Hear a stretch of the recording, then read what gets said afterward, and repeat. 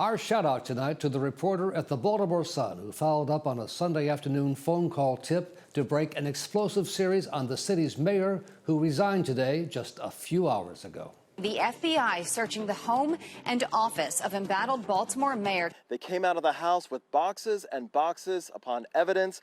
When the FBI raided the home of Baltimore Mayor Catherine Pugh, it wouldn't have been much of a surprise to the readers of the Baltimore Sun and its State House reporter Luke Broadwater, who has a good source and a good nose for when something smells fishy. And sometimes tips pan out and sometimes they don't. You know, you chase, but this time it resulted in something. And frankly, I was personally very surprised by how strong and harsh the reaction was and how quickly things began to change. The tip involved members of the board of the University of Maryland Medical Center, giving themselves lucrative deals, but the center refused to answer any of Broadwater's questions. So that, as I like to say, set off my spidey sense. And I said, well, why don't they want to answer my questions, you know? So I started calling around people in the know. And soon Broadwater, with the help of other reporters, documented how the mayor, who was on the board, had received some $800,000 for a series of children's books,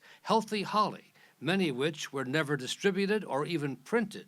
And we also know that thousands of the books are sitting unread in a warehouse at the school system headquarters because the school system says they never asked for the books and they think they're of not high enough quality to be used for instruction. So these books just sort of showed up on the school system's doorstep one day, unasked for, unsolicited.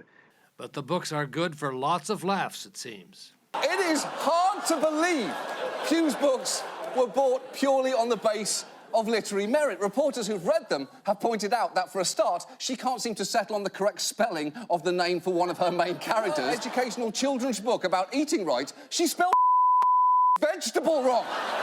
We do know the mayor had some books in her house and her car that never got to any kids. As you saw during the FBI raid, they were carrying out many of the boxes of the Healthy Holly books. Before she resigned, Mayor Pugh had offered an apology to the people of Baltimore for anything unethical.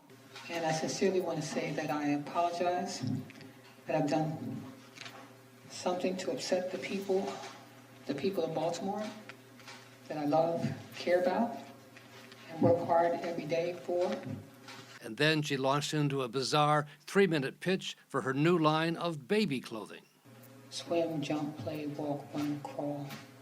For The Sun, it has been a story no other news outlet has come close to matching. It was one of those times when everybody in the newsroom knows there's a big story, so it's sort of an all-hands-on-deck approach. I mean, I think at different points, probably maybe 10 or more reporters have had a byline on this story. And serves as yet another example of the value of robust local reporting.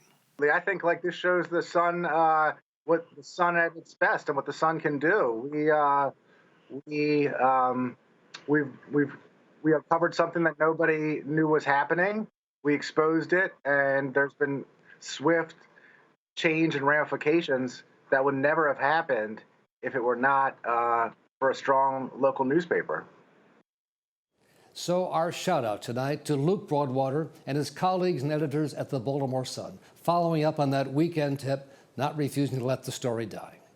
That's our program for tonight. Thanks for joining us. We'll see you again here next week. Good night.